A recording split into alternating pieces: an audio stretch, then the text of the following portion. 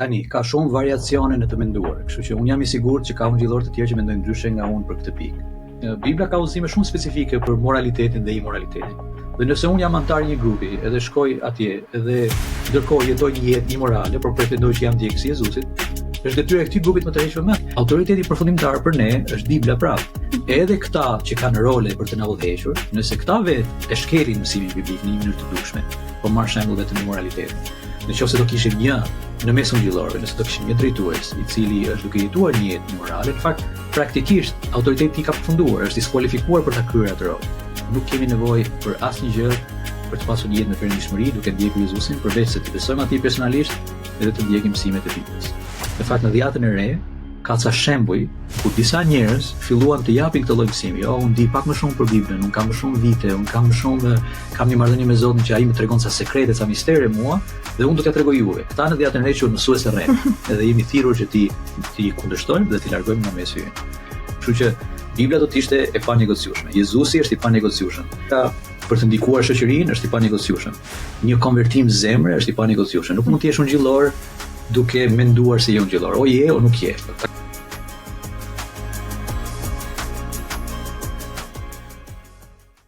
Përshëndetje, mirë se erdhët në Albania Digital Connection, podcasti ku ndalojmë, reflektojmë dhe kërkojmë ta shohim realitetin përmes lentes së vërtetës.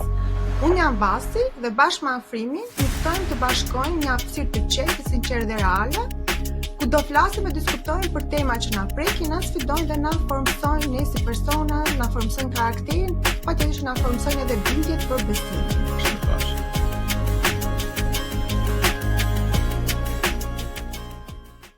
Përshëndetje, mirë se erdhët në Albania Digital Connection, podcasti ku ndalojmë, reflektojmë dhe kërkojmë ta shohim realitetin përmes lentes së vërtetës.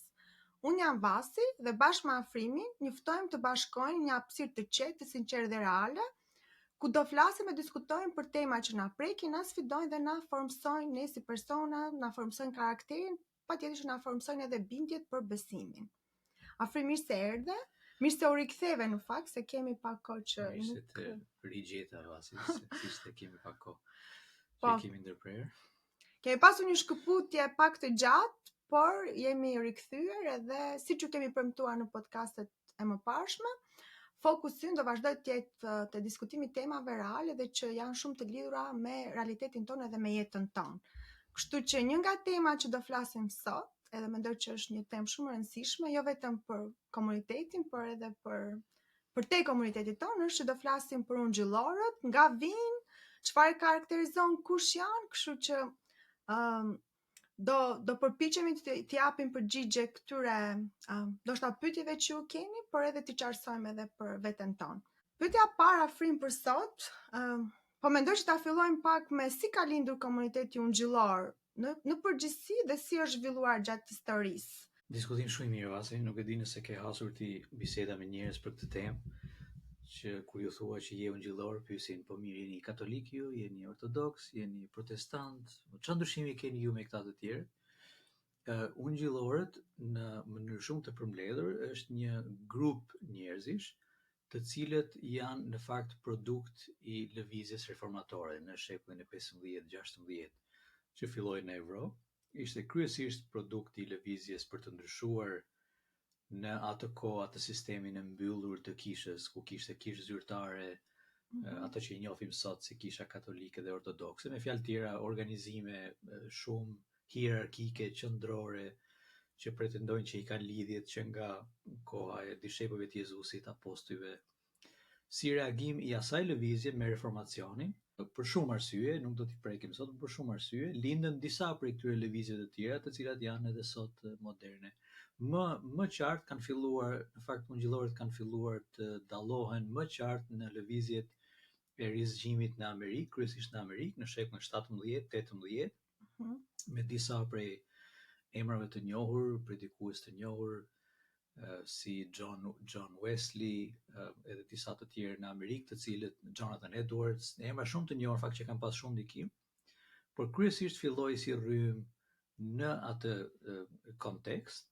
Edhe njerë, arsyeja pse lulëzoi në atë kontekst ishte për shkak se disa prej njerëzve në Evropë që donin të largoheshin nga ky sistem i mbyllur i kishës tradicionale ose kishës historike, sido që ta themi, doni që të kishin një dinamik tjetër në raport me Zotin, në raport me besimin, dhe kështu krijuan ato që ne quajmë ungjillor. Brenda ungjillorëve edhe rreth e rrotullit ungjillorëve, pastaj ka 10 kategori të tjera, po të hyjmë më shumë detaje, pastaj kemi më shumë kontekst për të folur se kush janë dhe çfarë janë, por ky është fillimi. Për ne është e rëndësishme të dim thelbin, gjën më të rëndësishme, se nga që jam e sigurt që në realitetin që jetojmë sot, edhe me ndihmën e medjave sociale, patjetër që informacioni prapet shumë shpejt, por problemi nuk qëndron tek sa shpejt prapet informacioni, por sa i vërtet është informacioni. Kështu që unë faleminderit Afrim që shpjegove dhe fakti që përmende disa emra, mendoj që tani do i ndihmojnë njerëzit që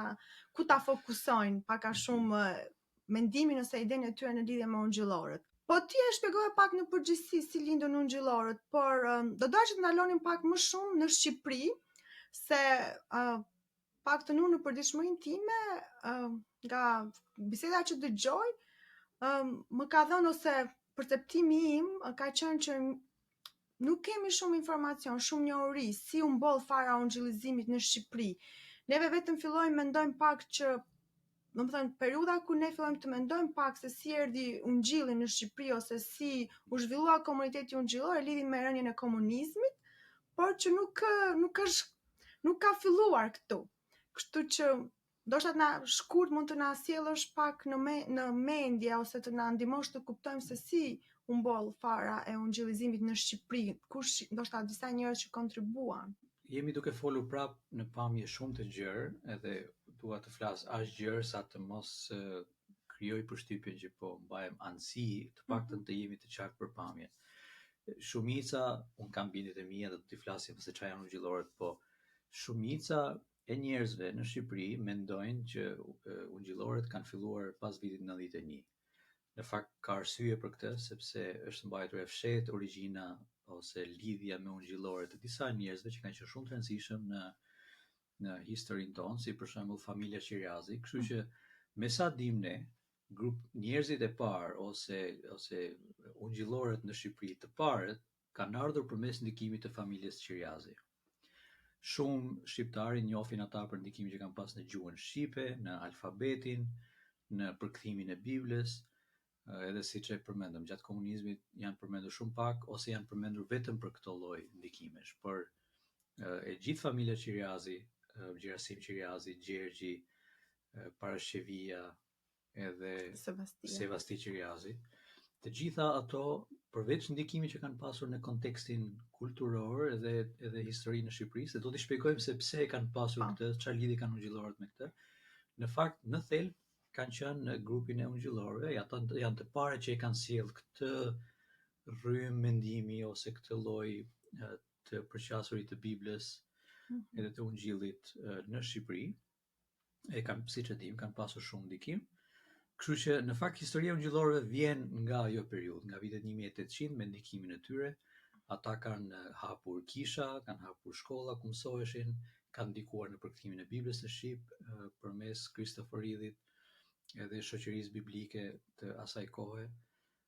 Kanë krijuar të parë atë që quhet Vllazëria Ungjillore Shqiptare, që është grupi sot që është përfaqësues zyrtar përpara shtetit për ungjillorët.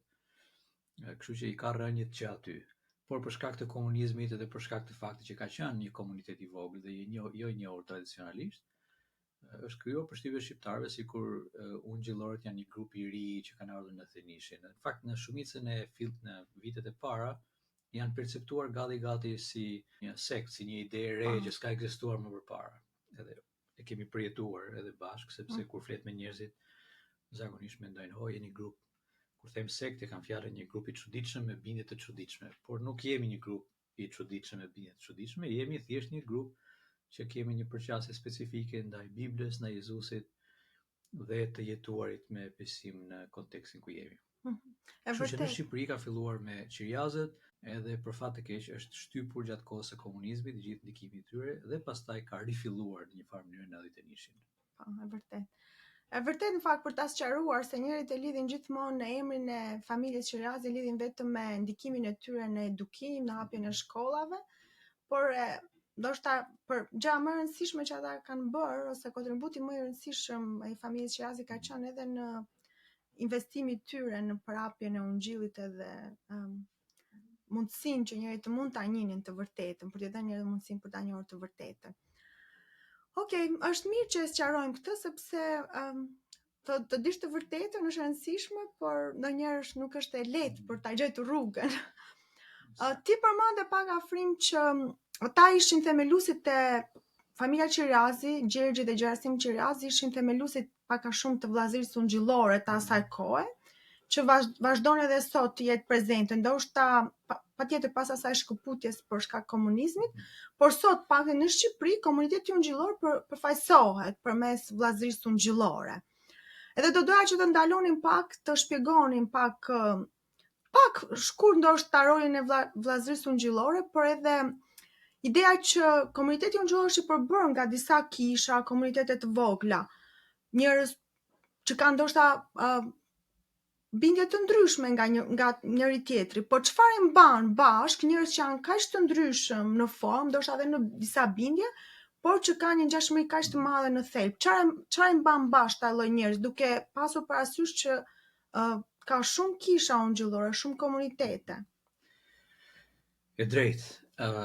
Në përgjithësi njerëzit kanë një prirje për të menduar që nëse je përfaqësues i një grupi ose je pjesë e një grupi, ka një lloj unanimiteti në atë grup, sepse po të mos kishim këtë lloj unanimiteti, atëherë grupi në fakt nuk ka arsye për të qenë bashkë. Kjo është prirja që kemi. Edhe nuk kanë faj ndonjëherë njerëzit kur në fakt kjo vjen si kritik për fen, po kjo vjen për shkak të këtij lloji të menduarit, sepse njerëzit thonë ndonjëherë, po ja ju jeni bërë si fet, si ju fe është bërë si partitë politike, ju jeni mbledhur në grupe të ndryshme. Në fakt në thelb, në lidhje me ungjillorët, kjo pasqyron një keqkuptim të grupit, komunitetit të ungjillorëve. Ne nuk jemi bashkë për të gjitha gjërat. Ungjillorët, megjithse është një grup shumë i larmishëm, edhe ndonjëherë është vështirë ti përkufizosh e ti fusësh në kornizë në një kuptim që është e shterueshme, domethënë e kuptuam ta bien dakord për 100 gjërat, 50 gjërat edhe s'ka asnjë hapësirë tjetër. Në fakt, ata që janë marrë me studimin e ungjillorëve dhe në kontekstin evropian edhe amerikan, pak a shumë kanë identifikuar 4 aspekte që na mbajnë bashkë. Edhe ndoshta do t'i përmend edhe pastaj mund të flasim për lidhimin e këtyre. Çfarë do thotë të jemi bashkë për këto 4 aspekte dhe çfarë do thotë mos jemi bashkë përtej këtyre 4 aspekteve. Aspekti themelor është thirrja e ungjillorëve për një lloj konvertimi personal. Kjo nuk do të thotë të lësh një fe të zgjedhësh një fe tjetër, nuk ka të bëjë fare me këtë. Kjo ka të bëjë me faktin që nëse Zoti ka ndërvepruar me ne në një kuptim ose në një formë që është shprehur në Bibël, edhe e dim që forma është në ardhin e Jezusit, në fakt është Zoti ka ndërvepruar me ne përmes asaj që Jezusi ka bërë kur erdhi në tokë. Elementi i parë i rëndësishëm është kërkohet një lloj besimi, konvertimi personal. Ne nuk jemi bashkë sepse kemi arsye të tjera. Ne jemi bashkë sepse gjithsecili prej nesh që identifikon veten si ungjillor, dikur në një pikë të caktuar të historisë ka thënë, unë tani e mbrapa do të lë mbrapsht traditën time, do të lë mbrapa traditën time, cila do që të ketë qenë, ndoshta edhe ateizmi ose thjesht një lloj tradite jo fetare, dhe unë tani do të zgjedh personalisht të besoj tek Jezu Krishti, jo privatisht. Jo, se kjo është një ngatres ndonjëherë. Beson personalisht dhe privatisht. E beson personalisht do të thotë privatisht, në publik nuk ka rëndësi, por është një vendim personal. Nuk mund ta marrë dikush tjetër për ty. Kjo është aspekti i parë i rëndësishëm për ungjillorët. Duhet të ketë një lloj vendimi personal për të ndjekur Jezusin, mësimet e Jezusit. E dyta është për ne, Bibla është autoriteti përfundimtar. Tani do thoshin shumë grupe që Bibla është autoriteti përfundimtar, por në mënyrën se si e shikojmë realitetin, ka njerëz që thonë ose grupe që thonë Bibla patjetër, po edhe tradita ka peshë. Për ne tradita ka peshë, por nuk është autoriteti final. Autoriteti final është Bibla. Kushdo që ka një opinion që bie ndesh me mësimet biblike, kushdo që të jetë, sado i rëndësishëm që të jetë, nuk do të ishte i pranueshëm në mësimet e ungjillorëve. Kështu që ky është elementi i dytë. Konvertimi personal, elementi i dytë është Bibla. Rëndësia e Biblës është qendrore. Tjetra është Jezusi, ajo që ka bërë Jezusi në kryq është qendrore. Ungjillorët besojnë që Jezusi ka vdekur në kryq për mëkatet tona dhe kjo është e panegociueshme. Dhe elementi i tretë është aktivizmi në shoqëri. Ne duam që të jemi aktiv duke kontribuar për të mirën e shoqërisë. Ky ilustrim mund të shpjegohet edhe me qiriazët për shembull. Ne e dim nga historia tani që ata kanë qenë të konvertuar në kuptimin kanë vendosur të ndjekin me gjithë zemër Jezusin. E konsideronin Biblën shumë të rëndësishme, kështu që kanë punuar që Bibla të ishte në gjuhën shqipe, të përkthehej, të përdorej. Kanë punuar për të theksuar idenë që Jezusi është i rëndësishëm dhe kanë punuar për të treguar besimin e tyre dhe për të ndikuar kulturën shqiptare, duke ofruar njerëzve të lexojnë, të mësojnë, të edukohen. Kryesisht për të lexuar Biblën, por edhe për të mësuar dhe për të qenë të zotët e vetes. Këto janë 4 element thelbësor të ungjillorëve. Përtej këtyre pastaj ka nuanca me qëndrime, me grupe që janë ungjillorët janë të lirë të kenë qëndrimet, por jo me patjetër tregon që jemi pjesë të grupit nëse kemi këto. Po. Këto 4 elemente janë ato që bashkojnë pak a shumë komunitetin ungjillor gjithandej, domethënë. Tani një gjë do doja unë që të sqaronim. Ne flasim shumë për komunitete, për grupe, për kisha. Ti e theksove shumë mirë dhe çfarë e karakterizon, pavarësisht bindjeve që mund të jenë të ndryshme, jo ne mund të vimë ndoshta me bindje të ndryshme nga njëri tjetri, por ti e the shumë mirë se çfarë na bashkon ne në thelb. Por unë do të ndaleshim pak tani se si duket një komuniteti krishter, kisha e krishter në jetën e përditshme. Ku ndryshon kisha, komuniteti krishter nga gjërat e tjera të kësaj bote, ose nga gjërat e tjera që ky realitet na ofron ne?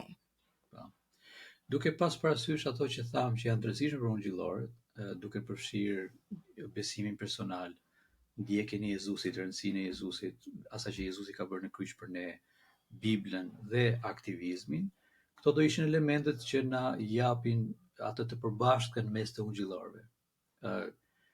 Gjithashtu e përmendëm edhe pak nga fillimi i historisë. Ne nuk jemi shumë të fortë, madje jemi kundër. Në fakt në mënyrën se si ka lindur si reagim ndaj kësaj hierarkisë së fortë, ku kemi një grup njerëzish që na thonë çfarë të besojmë, si të besojmë. Kështu që ne jemi të organizuar në komunitete më të vogla, gjithsecili nga ata që kanë vendosur ta ndjekin Jezusin personalisht dhe ka këto bindje, pastaj bashkohet në grupe ku përpiqen të jetojnë jetën e besimit së bashku në atë komunitet. Edhe brenda kësaj hapësire ne kemi komunitete të vogla me numër të ndryshëm, varet edhe nga sa është popullsia, po zakonisht në Shqipëri janë 30, 50, 100, 150, të cilët mblidhen bashkë për të adhuruar Zotin dhe për të folur se si duket kjo jeta me besim. Në dallim nga bota, besoj që për ne është rëndësishme mësimet e Biblës, ato që janë të dukshme në mësimin biblik, ne përpiqemi pastaj që të jetojmë në jetën tonë të përditshme. Kur themi bota, kemi parasysh njerëz që kanë bindje të tjera, të cilët janë të lirë të kenë bindjet e tyre në një realitet demokratik. Por për ne, Bibla është qendrore, ne mblidhemi në komunitete më të vogla dhe aty ndodh ky interpretimi biblik. Kemi tendencën që secili të ketë nga një mendim, por në fakt ne mblidhemi në komunitete të vogla dhe gjitha këto që folëm, besimi personal, rëndësia e Biblës, interpretimi i Biblës, ndjekja e Jezusit, mësimet për jetën, ndodhin brenda atij komuniteti. Nuk jemi të përfaqësuar në një mënyrë hierarkike, ku të gjithë kemi disa që flasin në emrin tonë dhe të gjithë jemi dakord. Dhe për shkak të hapësirës për të pasur interpretime të ndryshme, nuk jemi të bashkuar as në çështje që disa do t'i konsideronin dytësore ose tretësore. Çfarë mendojmë për Jezusin është themelore. Nëse dikush nuk mendon që Jezusi është hyjni, ka ardhur në tokë për të na shpëtuar, ka vdekur në kryq për mëkatet tona, sado që ta vlerësoj Jezusin, nëse nuk beson këtë, nuk është pjesë e grupit të ungjillorëve. Komunitet. Por nëse beson këtë dhe ka qëndrime të ndryshme nga të mijat për çështje të tjera në lidhje me shoqëri, në lidhje me teknologji, në lidhje me kulturën, në lidhje me ligjet e shtetit shqiptar, në lidhje me sa duhet të përfshihemi në shoqëri, sa nuk duhet të përfshihemi në shoqëri, këto janë në shumicën e rasteve konsiderohen çështje dytësore. Dhe pastaj qëndrimet për këto varen nga komunitetet ku mlidhesh. Nuk kemi njerëz që na përfaqësojnë publikisht që del në televizion, në media sot dhe flet në emër të ungjillorëve. Tani, kemi njerëz që flasin në emër të ungjillorëve, por e vërteta është që ne si ungjillor e dim që jemi të organizuar në komunitete të vogla dhe aty zëri autoritar dhe zëri në përputhje me mësimet e Biblës, siç i konsiderojmë ne, ndodh në këto grupet e vogla. Po, Prandaj nëse do të njohësh ungjillorët fakt tamam, duhet të gjesh një ungjillor që e njeh edhe të pyesësh në cilin komunitet shkon, edhe të mund të kesh mundësi të vizitosh edhe të shikosh edhe të dallosh tamam se çfarë besojnë. Edhe ne i ftojmë ata që po na ndjekin, nëse kanë kuriozitet dhe dëshirë për të parë se si funksionon një komunitet ungjillor, një kish, janë të mirëpritur të na bashkohen edhe të shikojnë se si është. Patjetër, atë ishte Është e rëndësishme në fakt për ta theksuar se ti përmendën në fillim që gjëja parë gjëja karakteristika parë e një ungjillori është konvertimi, pra konvertimi tip personal. Edhe pastaj rendite më pas gjërat e tjera të rëndësishme që janë Bibla, të besojmë që Jezusi është Zot, por që unë do ta theksoja pak që ky konvertimi dhe këto bindje, këto mësime që ti merr reflektojnë më së miri në këto komunitetet ku ti përmende që ne jemi pjesë, në këto komunitetet e përditshme që janë kisha, grupet e vogla që ne mblidhemi, aktivitetet e tjera që ne bëjmë. Tani në fund të mendimit tënd për episodin që sapo folëm, më ngacmoi pak se përmendë zëra, përfaqësime, gjëra. Edhe do isha shumë kurioze Afrim që të na ndihmoje pak të kuptojmë se në realitetin në botën që ne jetojmë ka shumë zëra dhe opinione se çfarë konsiderojnë ungjillorët si autoritetin e tyre përfundimtar dhe si ndikon kjo në jetën e tyre. Tani, me që kalove pak nga i kontekst në këtë kontekstin tjetër, do doja që ta shpjegonim pak më qartë. Kush është autoriteti përfundimtar për ne ungjillorët dhe cili është roli i tij ose ndikimi i tij në jetën tonë, në jetën tonë personale, por edhe më gjerë në kuptimin që siç e përmendëm, tani ka shumë variacione në të menduar, kështu që unë jam i sigurt që ka ungjillorë të tjerë që mendojnë ndryshe nga unë për këtë pikë. Por mendoj që është konsensus mjaftueshëm i gjerë sa do të çuditesha nëse do kishim shumë debat për këtë që do them. Por ndoshta edhe duhet theksuar, sidomos për njerëzit që janë jashtë komunitetit tonë. Së pari, që nga zanafilla e ardhjes në ekzistencë të ungjillorëve, së pari njërë bindjet e ungjillorëve nuk janë bindje që kanë filluar në shekullin 16-17. Në fakt janë bindje të cilat kisha tradicionale që në kohën e Jezusit i ka pasur. Për shembull, rëndësia e Biblës nuk është mohuar kurrë. Bibla është libri që Zoti na ka dhënë për të mësuar rreth tij dhe rreth vetes. Edhe kisha më përpara, kisha tradicionale më përpara, katolike, ortodokse, Biblën kanë pasur librin e Zotit. Dhe atë e kanë përdorur si orientim. Ajo që ka ndodhur me reformacionin është sipas reformatorëve, edhe unë bie dakord me ta, është mënyra se si lexohej Bibla, në fakt ja kishte zbutur autoritetin. Kështu që ne kemi rikthyer autoritetin e Biblës si shumë të rëndësishëm. Kështu që Bibla do të ishte e panegociueshme. Jezusi është i panegociueshëm. Dëshira për të ndikuar shoqërinë është i panegociueshëm. Një konvertim zemre është i panegociueshëm. Nuk mund të jesh ungjillor duke menduar se je ungjillor. O je o nuk je. Takoj shpesh njerëz që thonë, "No, tek ato organizata tuaja mund vit punoj unë atje?" Edhe unë zakonisht them, "A je ungjillor, sepse që të vish të punosh me ne, duhet të kesh këtë bindje, përndryshe si do flasësh për rëndësinë e Biblës kur ti vetë se beson." Edhe ka njerëz që se kuptojnë këtë, por në fakt duhet të kesh vërtet një qëndrim zemre që të komunikon një përkushtim personal të fortë edhe të dukshëm. Tani, a ka brenda ungjillorëve njerëz që bëjnë sikur besojnë, kjo është bisedë tjetër, por këto janë të rëndësishme. Për te këtyre pastaj kemi aq shumë variacione, unë mendoj që është shëndetshme që kemi variacione. E vërteta e thjeshtë është që ne nuk kemi një zë që na përfaqëson në Shqipëri. Kemi vëllazërinë ungjillore shqiptare, që është organizata ombrell, çadër që na siguron përfaqësimin përpara shtetit, sepse shteti shqiptar kështu funksionon. Ju kërkon komunitetet fetare që të përfaqësohen përpara shtetit në një formë specifike. Kështu që nga ana ligjore një pjesë e mirë grupe ungjillore përfaqësohen përpara shtetit përmes vëllazërisë ungjillore shqiptare, por vëllazëria ungjillore shqiptare nuk komandon mësimet e secilit prej grupeve ungjillore. Kështu që secili komunitet ka bindjet e veta në lidhje me mënyrën se si e shikon autoritetin, se si e shikon përfshirjen në kulturë, se si shikon përfshirjen në sistemin ligjor shqiptar. Kemi pasur për shembull diskutime kohët e fundit në lidhje me një ligj të famshëm për diskriminimin, dhe ka zëra ungjillore që kanë folur. ndoshta është mirë ta themi që jo të gjithë ungjillorët kanë qenë dakord me të gjitha zërat ungjillorë që kanë folur. Siç do ishte e vërtet për çdo situatë. Ne nuk përfaqësohemi, ne nuk mblidhemi gjithë bashkë, marrim ca vendime dhe përfaqësohemi në publik me të njëjtin qëndrim. Po, por në këto komunitetet më të vogla, në përkishat tona, kush është për shembull për një person që sapo i bashkohet një komuniteti që vjen ta vizitojë ose që ka qef, i pëlqen mënyra se si funksionon, a kemi ne një autoritet përfundimtar në komunitetet tona më të vogla? A kemi ne njerëz që na përfaqësojnë në një mënyrë ndoshta pak më të fortë ose autoritet, për shembull për kufizimin e fjalës autoritet është dikush që ti duhet t'i bindesh, duhet pak a shumë jesi në drejtimin e tij. A ka komuniteti krishterë ose a kanë komuniteti ungjillor, a përfaqësohen me të tilla autoritete? Edhe kush është roli ose edhe ndikimi i tyre në jetën tonë? Si na ndihmon ne kjo ose çfarë duhet të kuptojmë ne rreth kësaj? Se kjo është një çështje pak delikate. Çdo komunitet ungjillor që mblidhet, e këtu kemi ca variacione në mënyrën se si organizohen, sepse vjada e re në fakt nuk ka rregulla strikte për mënyrën e organizimit, ka parime shumë të mira, por nuk ka rregulla strikte, domethënë nuk është kur ju mblidheni bashkë duhet keni këtë rol, nuk ka përshkrime të kësaj natyre në vjatën e re, por ka parime dhe ca shembuj shumë të mirë. Komuniteti specifik në një vend të caktuar mblidhet bashkë, le të themi që ne jemi 50 ungjillorë dhe kemi vendosur të adhurojmë Zotin bashkë. Mblidhemi një herë në javë, mblidhemi në grupe të vogla. Kjo është hapi i parë.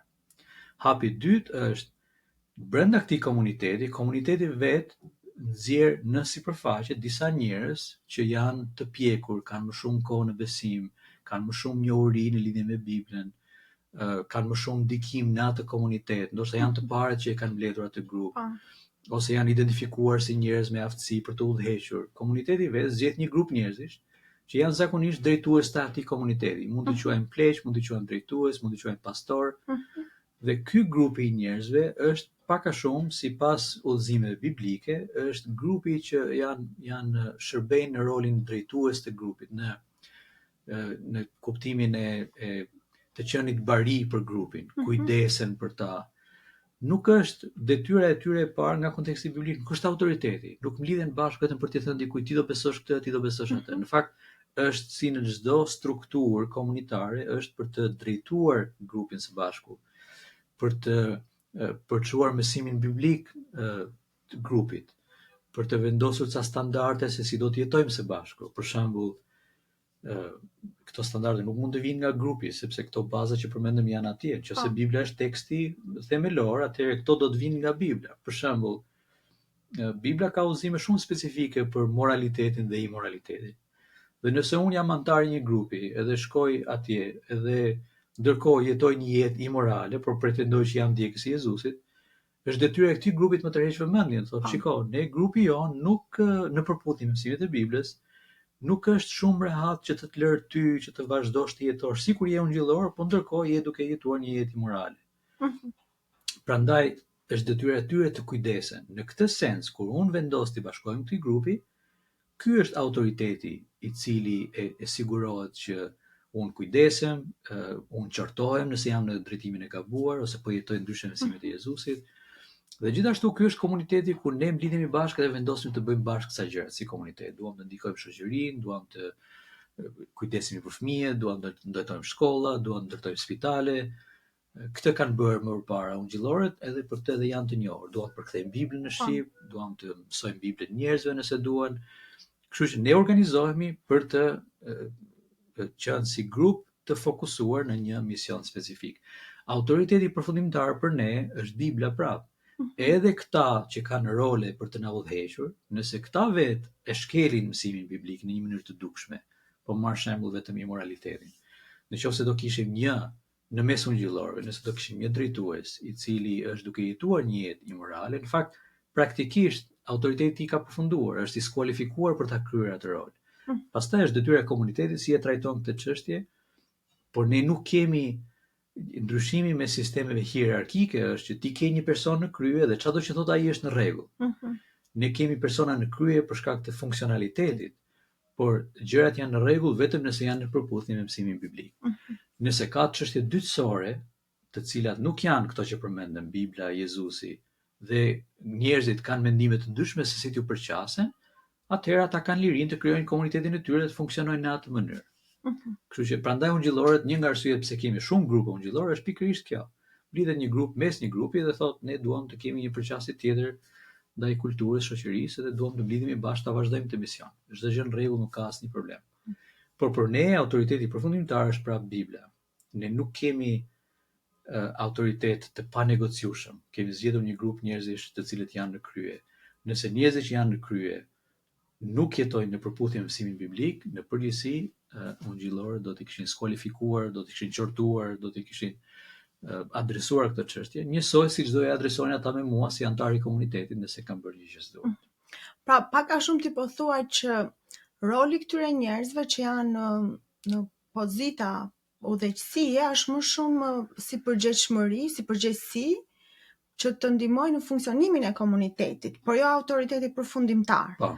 Se kjo është e rëndësishme, ndonjëherë për njerëzit ndoshta të rinj që i bashkojnë një komuniteti, e kanë pak të vështirë të kuptojnë ku fillon edhe ku mbaron roli ose përgjegjësia e udhëheqësve, pak a shumë që janë në kish, por ne ti e theksove dhe unë dua ta ritheksoj edhe një herë që njerëzit të cilët janë pak a shumë në role udhëheqëse janë përgjegjës për mbarvajtjen, funksionimin e komunitetit, por Jezusi dhe fjala e Perëndis Bibla mbetet autoriteti përfundimtar edhe pak a shumë edhe kjo është pak a shumë ajo që Bibla mëson, që ne jemi të udhëhequr prej Bibla pak a shumë është udhërfysi jon si komunitet, edhe është ajo që na ndihmon për të mos devijuar nga e vërteta. Pasi edhe një detaj tjetër të rëndësishëm. Në këtë linjë, ne ungjillorët dhe reformimi në përgjithësi, në fakt një nga pikat themelore nga të cilat ka reaguar, duke identifikuar si një praktikë jo biblike, jo në përputhje me mësimin biblik, ishte pikërisht ideja që Zoti komunikon me ne përmes hierarkisë ose një lloj strukture specifike. Domethënë, në kuptimin se si ushtrohej besimi në atë kohë, në ato strukturat hierarkike, pak a shumë ishte Zoti i flet udhëheqësit ose drejtuesit ose pastorit, priftit, s'ka rëndësi, sepse ai ka njohuri për Biblën. Nuk ka filluar keq kjo punë, ka filluar me një grup njerëz që dinë pak më shumë. Por me kalimin e kohës, në kontekstin e traditës, ideja është që Zoti i flet atij dhe ai na flet ne të tjerëve. Kjo është ajo që e kemi kundërshtuar. Një nga arsyet themelore pse ekzistojnë ungjillorët është për të theksuar në fakt atë që mendojmë ne që është ide biblike. Ideja biblike është kjo. Nëse ti je ndjekës i Jezusit, Zoti të flet ty direkt. Nuk ke nevojë për asnjë ndërmjetësues. Kështu që për të pasur jetë shpirtërore, për të pasur një marrëdhënie me Jezusin, për të ndjekur mësimet e Jezusit, për të jetuar, ti nuk ke nevojë për asnjë gjë. I beson Jezusit, fokusohesh te Bibla, përpiqesh të ndikosh shoqërinë. Ky është themeli i bisedës për ungjillorët. Prandaj nuk mundet kursesi që ne të rikthehemi prapë në atë kontekst, që Zoti ju flet disave në mesin e një komuniteti dhe ne marrim mesazhin për shkak të atyre. Nëse jemi të tronditur se disa që duam të jemi në ca vende nuk janë atje dhe si rezultat jeta jonë shpirtërore është problematike, kjo do ishte në kundërshtim me mësimet themelore të ungjillorëve. Nuk kemi nevojë për asnjë gjë për të pasur një jetë me perëndishmëri duke ndjekur Jezusin, përveç se t'i besojmë atij personalisht edhe të ndjekim mësimet e Biblës. Në fakt në Dhjetën e Re ka ca shembuj ku disa njerëz filluan të japin këtë lloj mësimi. Jo, unë di pak më shumë për Biblën, unë kam më shumë vite, unë kam një marrëdhënie me Zotin që ai më tregon ca sekrete, ca mistere mua dhe unë do t'ja tregoj juve. Këta në Dhjetën e Re quhen mësues të rrem. Edhe jemi thirrur që ti kundërshtojmë dhe ti largojmë nga mesi ynë. Kështu që nëse meraku që po thoje është që ne kemi prirjen që të besojmë prapë që Zoti në një farë kuptimi komunikon përmes strukturës së autoritetit, kjo ungjillorët besoj do thoshin e kundërta e kësaj, nuk funksionon, nuk është e vërtetë, nuk është në përputhje me mësimet biblike dhe si rezultat nuk kemi pse ta besojmë. Po, dakord jam me ty edhe teorikisht është më e thjeshtë, po praktikisht pastaj bëhet më e komplikuar.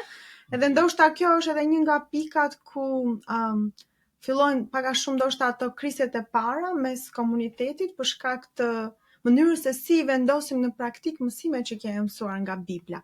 Por jam dakord me ty që ne si të krishterë, ne si njerëz të konvertuar në besim, jemi thirrur që të ndjekim Jezusin edhe të pak a shumë ta njohim përmes Biblës edhe të përpiqemi ta zbatojmë Biblën në përditshmërinë tonë. Kështu që Afrim, shumë faleminderit për gjërat që ndave, nëse nuk ke diçka tjetër për të shtuar, edhe shpresoj shumë që kjo bisedë do jetë shumë ndihmë për ata që do e dëgjojnë në mes të gjithë zërave, opinioneve që ne dëgjojmë apo realitetit që ne përballemi në përditshmërinë tonë. Është e rëndësishme që ndoshta mund ta kemi harruar ose mund ta kemi neglizhuar, por është e rëndësishme të kuptojmë që ne jemi thirrur për të besuar dhe për të ndjekur Perëndin, edhe jo njerëzit, se s'do bënte sens. Dhe ungjillorët nuk i kanë merak, nuk duhet i kenë merak diskutimet e hapura me njerëz që mendojnë ndryshe, kështu që mund ta vazhdojmë bisedën me këto që ka qef edhe nevojë patjetër. Po është e vërtetë që unë shpresoj që juve që do e ndiqni këtë podcast do mësoni gjëra të reja, por jeni të mirëpritur për të na shkruar, për të komunikuar me ne, për të diskutuar, jeni të mirëpritur për të thënë edhe mendimet që janë kundër, domethënë edhe mendime që ndoshta gjëra që nuk bini dakord me ne jemi të hapur për diskutuar, por ne është e rëndësishme që ne si komunitet, ne si të krishterë, të jetojmë sipas Ungjillit edhe të ndikojmë, ashtu siç familja Qirazi që ne përmendëm në fillim, ata qëllimi i tyre nuk ishte vetëm për të besuar vetë personalisht, por përmes besimit ata u përpoqën të ndikonin në shoqërinë tonë në mënyra të ndryshme. Dhe unë shpresoj që të jetë e njëjta gjë edhe për komunitetin ungjillor ose komunitetin e krishterë në ditët e sotme. Kështu që unë ju jam mirënjohëse, bashkë me Afrimin, faleminderit që ndiqni këto biseda, edhe do të shihemi në bisedat e ardhshme. Deri atëherë, mirupafshim. Përshëndetje, mirë se erdhët në Albania Digital Connection, podcasti ku ndalojmë, reflektojmë dhe kërkojmë ta shohim realitetin përmes lentes së vërtetës. Unë jam Vasi dhe bashkë me Afrimin ftojmë të bashkojmë një hapësirë të qetë, sinqertë dhe reale, ku do flasim e diskutojmë për tema që na prekin, na sfidojnë dhe na formsojnë ne si persona, na formsojnë karakterin, patjetër që na formsojnë edhe bindjet për besimin.